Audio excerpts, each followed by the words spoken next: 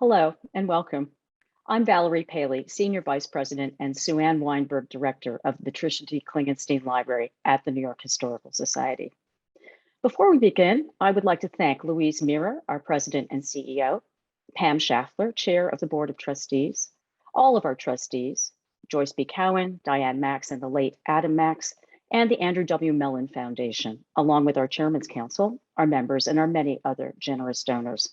None of the work of New York Historical is possible without your continued and committed support. It has been a thrill for me to shepherd over the planning and implementation of our Center for Women's History.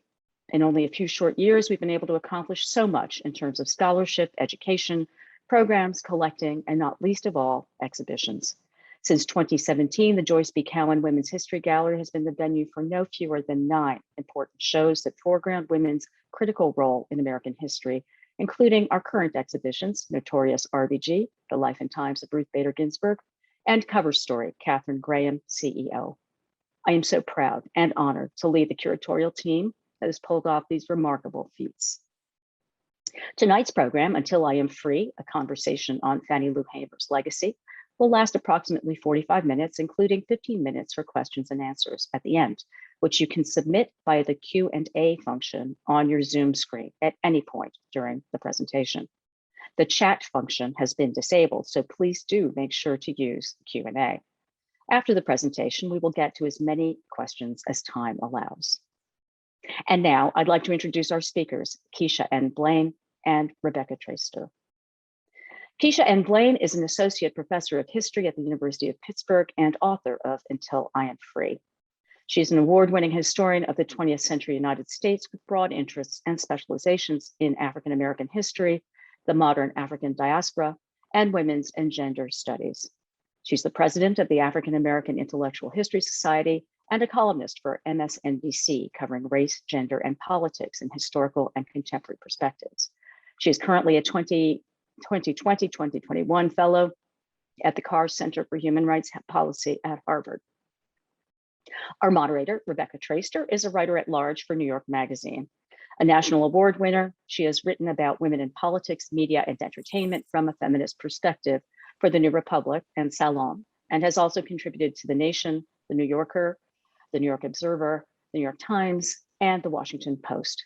She is the author of Good and Mad, The Revolutionary Power of Women's Anger, and All the Single Ladies, Unmarried Women, and The Rise of an Independent Nation, both New York Times bestsellers, and the award-winning Big Girls Don't Cry, the election that changed everything for American women. Welcome, Keisha and Rebecca. Thank you so much. Thank you so much, Valerie. And thank you, Dr. Keisha Blain, for being here tonight. I just want to say, I know I've said this to you directly, but to everybody here tonight, this is an extraordinary book. And it's one that I actually got excited about a full year before its publication. I was reading in the summer of 2020, I think, an article that Dr. Blain wrote for Smithsonian about Fannie Lou Hamer. And I knew your work from World on Fire. And I was a great admirer of your work. And I was thinking as I was reading this article, oh, this is a book. I hope she's going to write a book about Fannie Lou Hamer. And then at the very end, it said that you were working on a book about Fannie Lou Hamer. And I was so thrilled. And so when I got this in my hands, and it's everything that I had hoped it would be. And so it is a real honor and a pleasure to be here with you tonight. And I think we should kick off where the book kicks off, which is with you first learning who Fannie Lou Hamer is as an undergraduate in your senior year of college. Can you talk about that a little bit? Well, first, just to reiterate my thanks to you and thank you so much to everyone who's here tonight. Thank you for taking the time to join us to, as we all have a collective conversation about Fannie Lou Hamer. As you point out, Rebecca, I had not encountered Fannie Lou Hamer until I was taking a class in the spring of 2008. And as I explained in the introduction, I went to Binghamton University. So, shout out to the SUNY system, upstate New York, for those who are here. I was taking this class on the American Civil Rights Movement. This was a class being taught by Professor Ann Bailey. And I, remember just being so taken aback, when I learned not only Fannie Lou Hamer's story, which is extraordinary, and I think all of that comes through in this case, Until I'm Free, but particularly I was struck by what I describe in the book as her radical honesty, the way that she would truly speak truth to power. I mean, we use that phrase today, and we talk about this notion of, just being straightforward. I mean, Fannie Lou Hamer was straightforward, and one of her, one of the refrains that she would repeat time and time again was that she was committed to telling it like it is, and she truly told it right. I mean, she told the truth. She didn't hold back. She didn't care about your comfort level. She didn't care about your feelings. For her, it was about telling you exactly what you needed to hear in order to initiate changes, not only in society at large, but really to compel you to change as an individual. And I think it's that part of Fannie Lou Hamer's story that really struck with me. It was the way that she spoke out about American hypocrisy, the way that she just laid everything bare for all to see. And I was also moved by her personal story, which truly affected me, as I explained in the book. As I talk about being a first generation college student, coming from a working poor background, and being in a space where I often questioned myself, just lots of self-doubt. And I remember, when I found Fannie Lou Hamer's story, what it did for me was it emboldened me because it showed me the possibilities of what could happen. Here was this, really courageous Black woman with limited formal education, with limited material resources. And, and I talk about, her life growing up in poverty. And yet she was able to make such a huge difference. And I think for me, I left with the message that there was something that I could contribute to society at large. For me, it was, my writing, my research. And so I talk about that moment in the book where I began to imagine the possibilities of the future. Imagine, in 2008, that I could one day become a historian, of the Black experience, that I could one day write books that would center the voices of individuals like Fannie Lou Hamer. Never in my wildest dreams that I think I would be writing about Fannie Lou Hamer, but it's just so amazing how everything came full circle. And particularly over the last few years, as I kept going back to Hamer, thinking about Hamer, and the message that I believe she has for America, which I'm sure we'll talk more about today. I do. I want to circle back to about 6 different things that you just included in that answer, but I also mindful of the fact that while I'm sure the people who are with us on this Zoom and for this presentation tonight, to some degree are self-selected and may already have familiarity with Fannie Lou Hamer's story. I suspect lots of other people are here to learn more about her. And so I wonder, the book tells her story in beautiful and nuanced detail, but just as a sort of a primer to kick us off, because one of the things that strikes me is that you came to her and what you considered relatively late as a 22-year-old. She came to activism as a 44-year-old woman.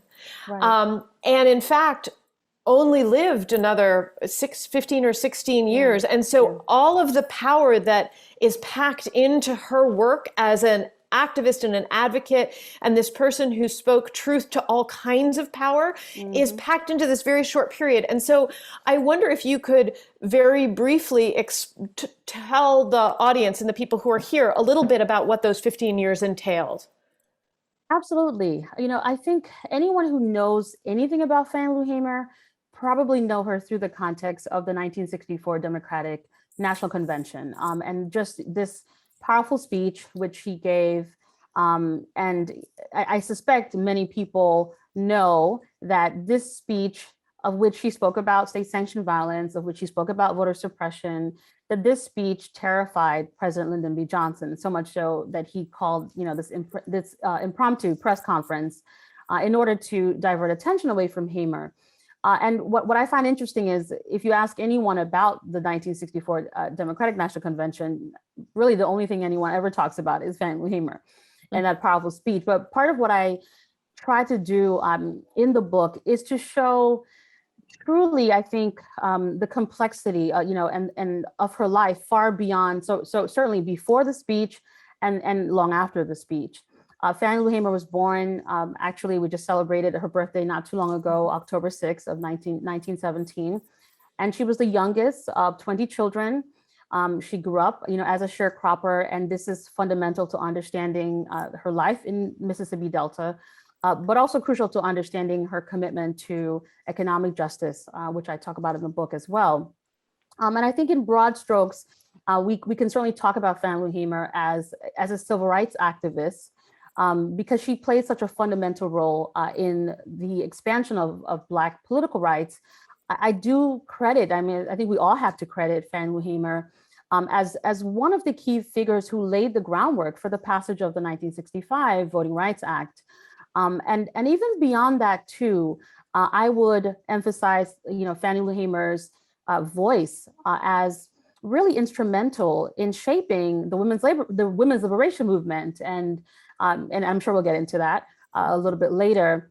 And part of what I also emphasize in the book is that we need to think of Hamer, emphasize the fact that she was also a human rights activist, and she thought deeply about the struggles that marginalized groups across the globe endured, and she was thinking practically about ways to ultimately alleviate an array of problems. So in a nutshell, a courageous Black woman. I should emphasize she was a disabled Black woman activist, from Mississippi, who just blazed so many trails. And even though the book covers so much about Hamer's life and voice, to be honest with you, I think I could have continued writing the book for another 3 years easily, just because, it's just so remarkable, everything that Hamer did. And then I just had to decide, okay, I need to cut off, right? I need to mark a moment where I need to stop and hopefully pack as much in there as possible to give the reader a full array of Hamer's life. It's very interesting to me,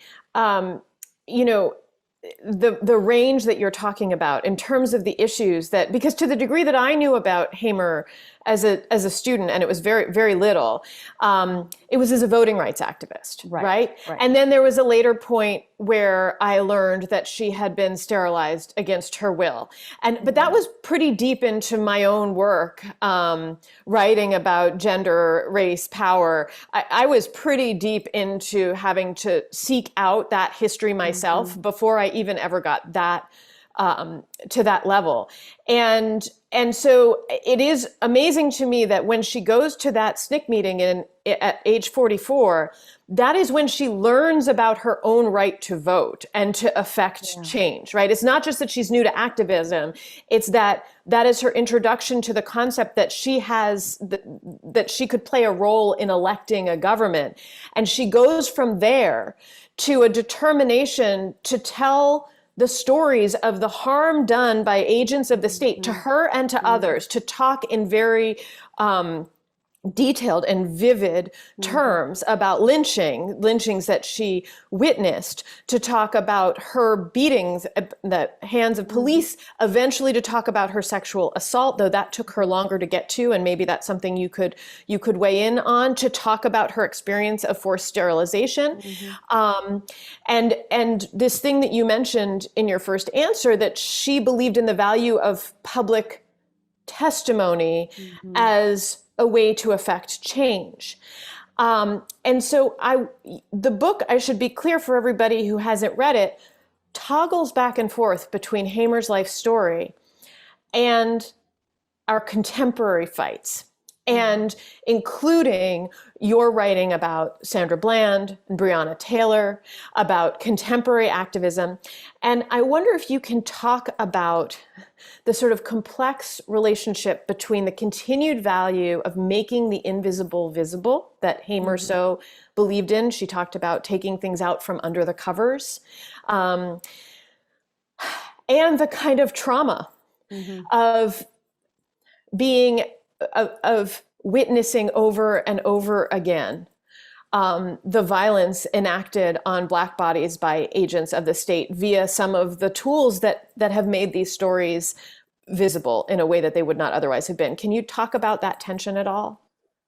Absolutely. And I think in answer to the question, it takes me back to 1961. And, you referenced the forced sterilization. And I wanted to stay there for a moment because, as you point out, this is a year before Hamer became a civil rights activist. And just to give context for those who might not be familiar, Hamer had a small uterine tumor, and this was a non-cancerous tumor. She was hospitalized, and the white doctor who performed the procedure decided to remove Hamer's uterus without her knowledge. And as I explained in the book, the experience, as you can imagine, was already traumatic. I talk about Hamer as someone who really wanted to have children, and so this was devastating for her. And to add insult to injury, she didn't know about it and only found out about it through gossip, through the Whisper Network, because the doctor was related to the wife of the plantation owner who shared that, what had taken place. So Hamer goes through this terrible experience in 61. And when she becomes a civil rights activist, I think one of the things that is so clear to her is exactly what you are pointing out. She realizes that so many people are unaware of what Black people are truly experiencing, not only in Mississippi, right, but across the South and certainly across the United States. In the case of the forced sterilization, there's a moment where I describe in the book where Hamer is giving testimony, and she's speaking before this panel.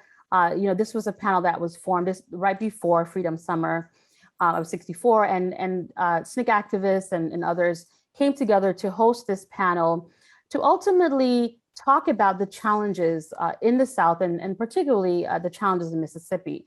And so Hamer is there in the context of sharing to talk about, here's what you can expect, for those who might be coming from the North, here's what you can expect when you arrive. She decides to talk about the forced sterilization. And I, one of the things that struck me was there was a doctor on the panel from Harvard, and he just couldn't believe it. He said, I had never heard of this. Are you serious? People are doing this, right? I mean, there's a moment where you just have to pause and think, look what is taking place, right? And to be clear, what Hamer experienced in 61 was not unique to Hamer. This was a common practice, common in the state of Mississippi, quite common. And in fact, in the hospital where Hamer had the procedure, an estimated 60, other Black women had gone through that just in 1 year, right? So this is a practice that was taking place. And this Harvard doctor, right, he's listening to Hamer give this testimony, and he's baffled, never heard of this, what is happening? And so she kept insisting that part of the problem in effecting change is that simply there was a lack of knowledge. People were unaware of what Black people were going through in Mississippi. And speaking about the pain, her pain certainly was a strategy. It was a strategy to, shed light on the problem and then talk about how we're going to change it, how we're going to fix the problem. As I explained in the book, she, and here I'm drawing on the work of Kadida Williams, who's just written beautifully about this. She wanted to make sure that her audience members, those who were listening, would ultimately be co-owners of trauma, which is the way that Kadida Williams explains it, which is to say that even if you had not experienced it, even if you had not gone through the trauma yourself, in hearing the story, you would be pulled into it, and then you could not look away, right? There's a moment where you cannot ignore what you have heard because it has affected you, right? In the process of someone telling you what they have gone through, it has now shaped you too. So, I think this is so fundamental. And as you point out, one of the reasons I was thinking about these kinds of things too was because of the context of, the Black Lives Matter movement. Certainly, I was thinking about, just last year, what had taken place with George Floyd. I thought about the testimonies, right, of individuals who stood and who saw, who were able to speak up, and in so doing contradict the police officers' reports. And thankfully, people spoke out. I mean, clearly, there was also, the video that circulated, but it's something about letting people know, listen, this is exactly what happened. It is as egregious as you can imagine. And I think we see the connections in this way, past to present, and the power of public testimony. Since you just told that story of the sterilization and the way and her drive to make that public, can you also speak a little bit about the way, because I think there's so much resonance between what's being fought now around voting rights, the very battles she was engaged in, and I'm gonna use this term advisedly, the fights for reproductive autonomy, and especially for Black and brown women and for poor women for whom those rights have been made unavailable over decades, right? Despite Roe v. Wade. But can you speak a little bit about one of the complexities about Hamer's activism, which was very committed to reproductive autonomy and a drive to fight for control and ownership of her own body? She was also an opponent of birth control and abortion. Can you talk about that a little bit?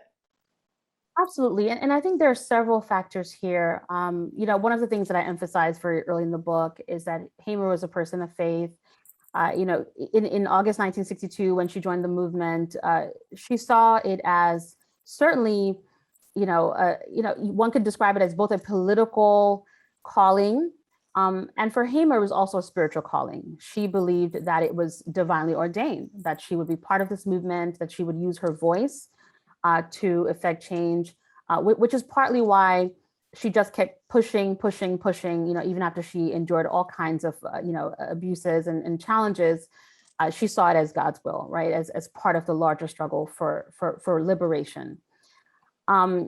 Certainly her interpretation of scripture, I'll phrase it that way, combined with her own traumatic experience in the case of the forced sterilization, convinced Hamer that any kind of effort to restrict pregnancy, and that's how she interpreted, the use of birth control, as well as abortions. She saw it as any kind of effort to restrict pregnancy would mean that it certainly went against her religious beliefs on the one hand, but I think more to the point, it was hard for her to accept because of the trauma of the forced sterilization, and that becomes clear at various moments. As I talk about in the book, there's an instance where she's at this conference and people are talking about, and to be clear, she's working alongside of all of these activists who, as you point out, are advocating, right, for fully, reproductive rights, and this is a tension for her. But she's at a particular conference, and people are having a conversation about the importance of making sure that that women have full control, to make these decisions, and they should not be told what to do and restricted in any way. And Hamer stands up and says, "No, I'm not supporting this." And immediately she starts talking about the experience of the forced sterilization. So that becomes for her the place where she just cannot accept, any kind of effort that she sees as, contradictory to the process of reproduction. And I should also say too, she questioned, and she was not the only one, as I explained. I mean, there are various voices, as I point out in the book. For example, women in the Nation of Islam, at the time would also bring, these kinds of critiques and questions, whereby Hamer not only spoke about abortion and birth control as sin, she would use the word, but she saw them as also efforts to restrict the Black communities, again, because she's drawing the link to forced sterilization, right? This evil practice that doctors are engaging with as they are deciding for themselves who is fit or unfit to have children. And so I think one has to certainly understand Hamer in that context. And, as you can imagine, I struggled through that, as many people I suspect will, because that's not known as widely when you talk about Hamer. But what I do think is important, and I tried to emphasize this in the book, is even as she had differing views on certain things, she was deeply committed to women's empowerment. And it's important that despite the difference of opinion, she remained within circles that ultimately advocated broadly for women's rights. And ironically, what's so interesting is though she challenged, abortion, though she challenged the use of birth control, her story of the forced sterilization ended up becoming, I think, a kind of, it inspired other people to advocate for reproductive rights. So it's just interesting to me the way that Hamer ends up shaping a movement, even when everyone's not necessarily agreeing with her perspective, but they are still moved by her testimony, by her voice. And she ultimately is able to shape the women's liberation movement, as I talk about, by insisting that everyone adopt an intersectional approach, which of course we now understand through the work of Kimberly Crenshaw. So I'll stop there, but it is certainly one of the moments in the book where I was just like, okay, this is new, but let's try to make sense of this, right, in the context. But I'm so glad that you include it and that you wrestle with it, because one of my great frustrations in how we talk about activism and the kinds of legacies, in many cases that many of us are interested in unearthing and learning more about, and sort of rescuing figures who had been erased, right? Who, like Lyndon Johnson's attempt to get people, right? Like who we didn't learn about till college or in our 20s, people whose work had gone under recognized. One of the pitfalls of that is that then when we pull them up and make efforts to argue for the crucial work they did, that then somehow we're creating perfect heroes when very few human beings, including those who've done like incredible nation-shaping, righteous work, are actually easy stories. And one of the things that you are that Hamer was remarkable at, and that you're so good at chronicling, is her drive to speak truth to power, included being critical of those with whom, not only the political party, with which, I mean, it's tough to say that there was a lot of alignment with the Democratic Party in the mid-20th century, but certainly her conflicts with a Democratic Party, but also, conflicts over abortion and birth control, in which perhaps she was on a side that you and I don't agree with, but also pushing against the limitations of Great Society programs. She was really harshly critical of the NAACP. She called Martin Luther King a tool of the Johnson administration. She deeply distrusted a feminist movement led by white women and resisted the term feminism. And I think it's really important that we are, in reading about and talking about these figures, that it comes across how complex the interplay is, even between ideological allies can be. I would love to talk a little bit about her, her approach to the idea of women's liberation, women's gender equality. I liked her resistance to the terms girl and auntie as fundamentally subsidiary, right? Can you talk about that a little bit? Yes, and this is so interesting because people have been asking me a lot about this, as I've been talking about this book, and I chuckle because I think part of it is that so much has changed in the way that we communicate with each other. I know when people hear the word girl or auntie, the initial thought is, oh, these are words of affection, right? And I've used it, hey girl, how are you, kind of thing. Or even to refer to someone as auntie because you just feel so connected to them. They're like family, so you call them auntie. But it's important to understand how these terms were used in the context of the 1960s, and more to the point, who used those terms. Hamer is talking about this common practice of white people, certainly in the context of Mississippi, but not exclusive to Mississippi, whereby white people are referring to Black women as girls, And oftentimes as auntie, as Hamer points out, as they age, then they shift from girl to auntie, not unlike referring to, a Black man as a boy. Mm-hmm. And she was so frustrated with this, and she spoke out about this. And this is just a quote, which I just find remarkable. She says, "I'm tired of being called auntie. I wondered in life, what actual time would they allow for me to be a woman? Because until I was 36, I was a girl this. And now I'm 46 and it's auntie. But I want you to know tonight," and this part makes me chuckle, "I don't have one white niece or nephew. And if you don't want to call me Mrs. Hamer, just call me plain Fannie, because I'm not your aunt." And again, I was talking about the radical honesty. Imagine saying that to someone straight to their face.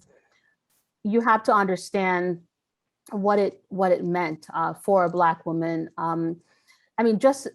It seems like a small gesture, but it's so powerful. As I told someone recently, when I'm in a classroom setting and I'm having interactions with a student and I hear students refer to other professors as doctor, as professor, and then they approach me by my first name, I know immediately what's happening, right? And we might talk about it as a microaggression, though in so many ways it's macro too. There's a disrespect, there is a level with which you speak to someone, and just the way that you address them, you indicate how much you value them or not.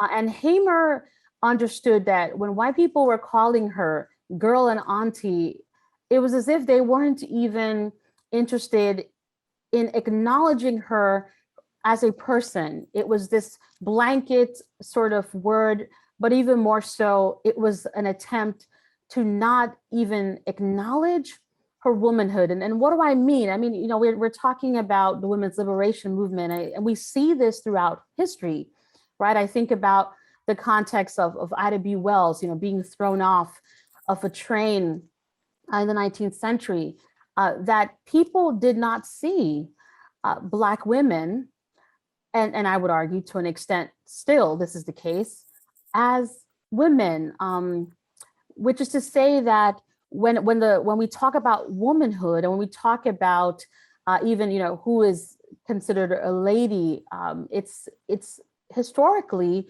right through the lens of white women, and Black women are erased from the picture, and so they can be thrown off the train. No one sees the disconnect, with the treatment, because that's and here we go back to intersectionality, right? Here's where you can talk about sexism and patriarchy and all of that, but you have to also center the experiences of Black women, which mean that you have to grapple with racism and white supremacy. So even in what may come off as a small thing, like Hamer's upset that people calling her auntie or girl, was her way to say, listen, Black women deserve full respect, and call us by our name to show that you respect us.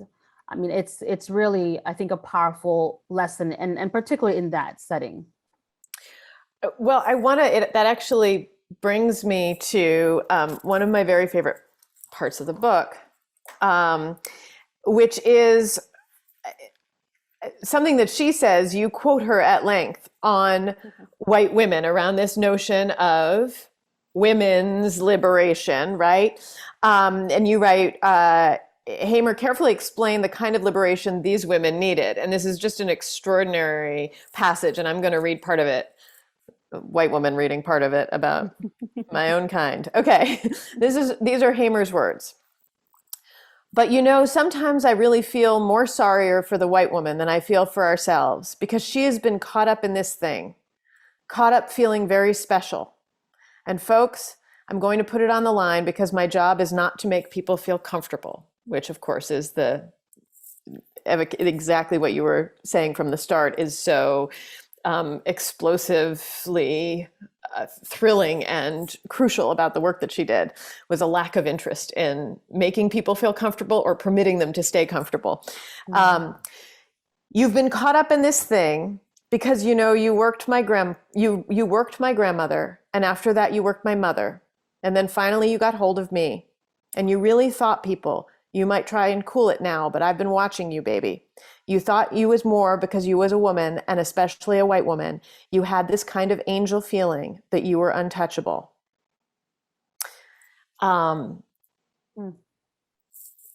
That's an extraordinary, I found, I mean, that was like, Yeah. It's just an extraordinary voice to give to things that I think a lot of people right now are struggling to write about: white women's position within a white capitalist patriarchy. And lots of us, very much including me, work on saying it in all these different kinds of ways to make it clear that the ways that white women benefit from that white patriarchy, even as they are oppressed within it, And there, she's saying it in the most direct and revealing way. And I don't mean revealing, I mean in that process of making the invisible visible and very, very clear to anyone who hears it. Yeah, and it's, as you read it, I remember reading it for the first time and just pausing and just reading it over and over again and letting it sink in.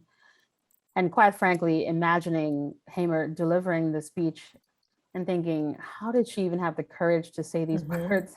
I don't have the courage. And she lays it out. I mean, this is partly why I taught, I decided to really talk about Hamer as what you might describe as a foremother of intersectionality, because I just thought in that particular speech, I mean, and there's more of it, for those who haven't read the book, she pulls together all of these threads where she's saying, listen, we can't talk about women's liberation, we can't talk about women's rights and not grapple with, as you point out, the way that white women benefit. At times are complicit with white supremacy and certainly benefit from white supremacy. You can almost draw the connection to Sojourner Truth. And I know there's a lot of discussion about, what particular version of the speech is accurate, and certainly want to acknowledge, the crucial work of Nell Painter in forcing us to be careful in our recollections, but still one could almost see the scene, right, of Sojourner Truth similarly speaking before a diverse audience, but primarily speaking to white people and white women, and saying to them, like, you have to pay more attention to the multiple forms of oppression, right? The multiple systems of oppression that inform, that shape Black women's lives, right? And other women of color. And until you do that, like, what is this feminism for? Okay, I mean, and that's why Hamer rejected the term feminism. I think it's partly why certainly, Alice Walker, articulates this notion of womanism. I mean, so many, I talk about Toni Morrison critiquing the term as well. And this is not to suggest there aren't Black women who fully embrace, but even when they embrace a term, they're being clear. I'm talking about a different kind of feminism, not the feminism that you're trying to sell, in the mainstream, to really center, how we cannot divorce, we just cannot talk about sexism in isolation and not talk about racism, certainly, but also classism. This comes up in Hamer's speeches often. It's just, getting us to think about class. And she doesn't do it in her speeches, but I think certainly, we can think about also, right, through the Combahee River Collective as an example, getting us to talk about sexuality. I mean, it just, all of these layers, I think, are clear when you look at Hamer's story. And quite frankly, it still resonates. I mean, it just resonates to the current moment I think a lot has changed, but there are still, I would still say that within mainstream narratives about feminism, a lot of the resistance that you find, from Black women, from other women of color to this very day is because they don't see their interests. They don't see themselves in the movement. They don't see that people are concerned about their whole self, right? And not just wanting to talk about women's rights. I mean, I think we are still grappling with these tensions today. I wonder if part of that is about the kind of erasure of the figures who were the leading thinkers in many cases, but whose stories were kept from view, just as Hamers herself was kept from your own view until, you're a senior in college. And you write about how she is the inheritor of so many, Frances Ellen Watkins Harper's legacy and Ida B. Wells Barnett. And this is just a sort of a point of curiosity on my part that I found myself wondering, how much of that history would Hamer herself have learned? I mean, if she's carrying on a legacy of women whose stories she might not have known herself. Right. I talk about the fact that, Hamer had a sixth grade education, because of the circumstances of her life growing up, as a sharecropper, and I go into even the very difficult story that I tell of how Hamer is lured into a life of sharecropping at the age of 6, and just to underscore yet again what Black people are dealing with in the Jim Crow South. And she certainly had an interest. I mean, she spoke about just how much she liked to read children's books. She certainly read the Bible. And quoted scripture often, but I don't know, to the extent that she would have been knowledgeable, certainly, about all of these Black women who we're even talking about in this context, at least not initially, because as we know, I mean, we're at a moment where yet again, we talk about educational spaces, we talk about schools as these continued battlegrounds. To this very day, people are having actual fights, and it's not just, fighting about it. Now people are trying to introduce all kinds of bills. And I mean, there are actual steps that people are taking to block certain narratives from entering the classroom. I mean, this is how, again, thinking about how this story resonates to the present. But what I will say, though, is here is where the example of Hamer's mother ends up, I think, one might argue, filling in gaps, so to speak. And without getting into all the details, I talk about how Hamer had this close relationship with her mother. And one of the things that her mother did very early was try to instill in her a sense of pride, Black pride. And also, to a large extent,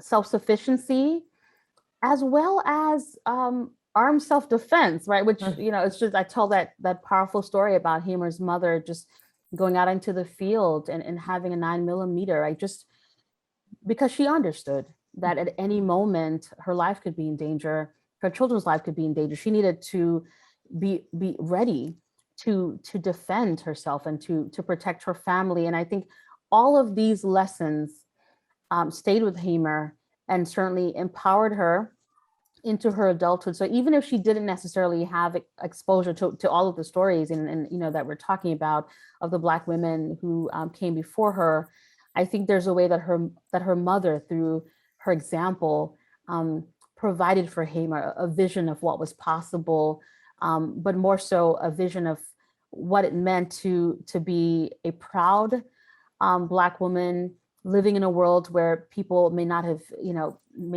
respect you, may not even acknowledge you as human, but you having that dignity within yourself, and you having the boldness to assert your authority, even when others aren't interested in granting you such authority, but you just having that particular perspective. I think that made a huge difference for Hamer.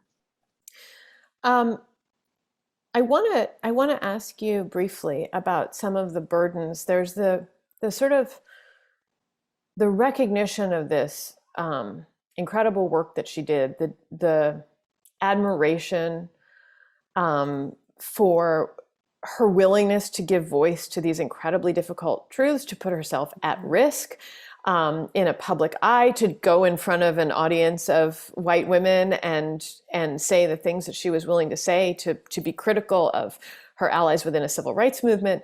And something that you quote Dorothy Height as saying about her, about what she did with her own life, really hit me hard. Dorothy Height said that Fannie Lou Hamer this is a quote, turned all of her own suffering into freedom and justice for her people. And it's this extraordinary compliment, but it also struck me when I read it as an extraordinary burden, which the idea, and especially when it comes to a celebration of an acknowledgement of the leadership and groundbreaking work and efforts of Black women, especially, who already carry burdens much heavier than anybody else, of the additional responsibility of doing work like that, turning suffering into freedom and justice. Can you speak to that a little bit? As you were talking, I was just reflecting on Stacey Abrams, right? And thinking about a moment, and again, recent history, because we're really trying to draw the connections between past and present, but a moment where, there was just so much celebration, as there should have been, certainly, talking about how crucial Stacey Abrams, was at the time, and still, certainly still, an important voice and figure in challenging voter suppression, and really, quite frankly, shaping, right, the last elections. I mean, so there was a moment of, people were celebrating, look what Stacey Abrams and not only Stacey Abrams, so many other, Black women, Latasha Brown comes to mind. Yeah, and just, and all that I could think about, though we weren't necessarily talking about it in the public sphere, we were celebrating, but all I could think about was what these women have gone through, right? Because it truly is a burden. I mean, if we just rewind, I remember a moment where, I would put on the TV and it was just all kinds of terrible reporting about Stacey Abrams. I would go on social media, all kinds of disgusting memes and the racist images and all of that. And I think we often, we focus on the celebratory moments. We focus on, how Black women have been so critical. I mean, in the fight for liberation, and truly they almost, take upon themselves, the burden of the nation. But there's another side of it, and we see that, through Hamer's narrative, the pain. I mean, quite frankly, even just how it affects you physically. I mean, I in that last chapter, probably the most difficult chapter to write, where I talk about, Hamer does all of these things, and then she's at a moment where she's in a hospital bed and she can't pay the bills. She's in a hospital bed and she's asking, she's asking for folks, and a lot of people aren't there who, were there before. And she has all of these physical ailments, all of these challenges. Towards the end of her life, and, she writes these letters. It's so difficult to read. She writes these letters to friends and people she trusts, and she's telling them, I'm at my last rope, and you can see how she's grappling with depression, and it's so painful to read. And for me, it just, there's something completely wrong with this, that she ultimately gave of herself. And I mean that in every way. Gave up herself, was a sacrifice. that's just the way that it felt to me, like she had sacrificed of herself, and not just emotionally, and not just, I mean, physically, and to save a nation. And here we are in 2021, still dealing with some of the very same challenges that she fought so hard, so hard to overcome. So part of, I think, in writing this book, what I wanted more than anything else is that people would truly take up the fight, quite frankly, and go beyond celebrating.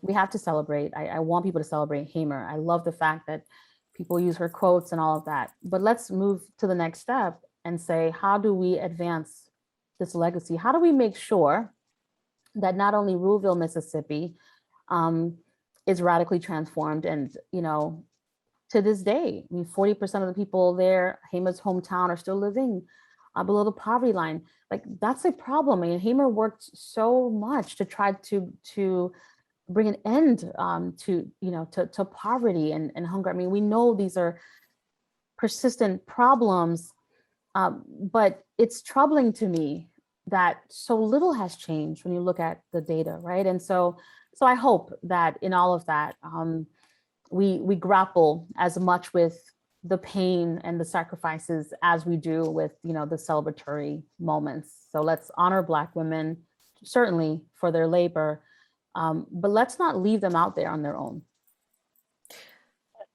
Thank you both so much for, we have hundreds of people watching in our audience, and we are not getting, they're not burning up the Q&A because this is such a riveting conversation between the two of you. I don't want to wreck your flow, but we do have at least one question, which I thought I would pitch to you. And that is, thank you for bringing out the fact that Fannie Lou Hamer did not just become, she's a child of her family, and the values that were instilled in her childhood.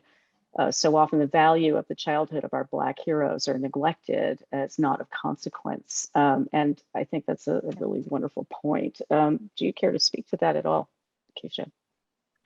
Absolutely. Thank you for that. And it really, it means so much to me. People have often said to me, like, how did you become a historian? And the assumption, people would say things like, oh, what did your parents do? Or did you know historians and all of that? And for me, I would always emphasize, I didn't necessarily, in fact, I think the first historian I met was in college. So I didn't grow up in a family where I had access to these kinds of to people in these kinds of professions. But when I reflect on my experiences, one of the earliest memories I have is my mother just like bringing stacks of books to me, and she knew that I loved to read, and so she would just it's just somewhat a funny story, but I remember one time she gave me like this pretty adult book, and it had all kinds of things in there. So I was asking her these questions about sex and other things. She was just like, what in the world are you asking me? Where'd you get this? I'm like, it's one of the books you handed to me. It's like, I was so enthralled. I was reading all of these things and I wanted to know more. I'm like, tell me more about this. And it didn't dawn on me until later in life that these were building blocks, right? I mean, there was a way that in just pushing, my interest in reading and encouraging me, and trying as much as possible to uplift me as an individual, right? I think just these small gestures stayed with me and ultimately shaped my life and my career in a way that I think is so powerful. And so similarly, when we talk about Hamer, I think it's impossible to talk about her without thinking of her family and the love. We didn't talk about her husband, Pap. Sorry, we didn't get time to do that. But just also, when you read these stories, you understand that Hamer was able to be as powerful as she was because of the people who surrounded her, who extended love, and who listened. And certainly, the activist in SNCC, she would always talk about as encouraging her as well. So So family, but also just one might say a larger extended family too is important. On the topic of books, one of our viewers says they can't wait to use your book in their class next semester. So this is wonderful. But along the same lines of this question, can you talk a bit about her congressional run? Because most people are unaware of that. Yes. And as I explained in the book, she actually ran 3 times. I mean, Hamer, and I can't recall if I mentioned this, so I should, but Hamer was one of the founders of the National Women's Political Caucus, which was established in 71, which still exists and is such an important organization for women's political involvement. And Hamer decided very early that she was going to run for office because several things. One, she, in addition to advocating for the vote, she wanted to actually have the ability to make decisions about resources. For example, she would critique so many of these, politicians who, in the state of Mississippi, rather than helping Black and brown people, I mean, they were actually blocking access to resources that people needed most. And so Hamer wanted to run for office for practical reasons, to be able to play a role in the allocation of resources, and but at the same time, she knew that it was unlikely she would actually win. The first time, so she ends up running for Congress. She tries again. Several years later, she tries a 3rd time that falls through. And one of the things that I would emphasize is something that she said in an interview, which I loved. Someone said to her, like, why are you're running for office. This is sort of an uphill battle. It's clear you're likely not going to win. You don't have much money. You're doing all this on a limited budget.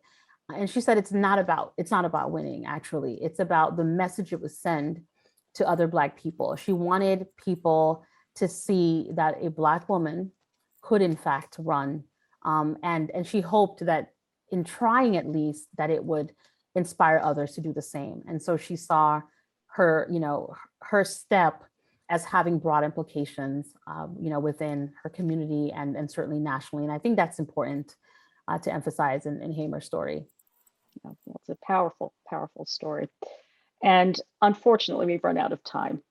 I want to thank Keisha N. Blain and Rebecca Traister for being with us today. What an extraordinary conversation about an extraordinary woman. Please sign up for our mailing list and follow us at nyhistory.org to get the latest on upcoming salons like this one. Finally, pleased to report that the New York Historical Society is currently open Wednesday through Sunday. You can reserve your timed entry museum tickets on our website. We hope to see you on Central Park West to view Notorious RBG, The Life and Times of Ruth Bader Ginsburg in our Smith Gallery, and Cover Story, Katharine Graham, CEO, in our Joyce B. Cowan Women's History Gallery until October 24. Thank you again, and have a great night.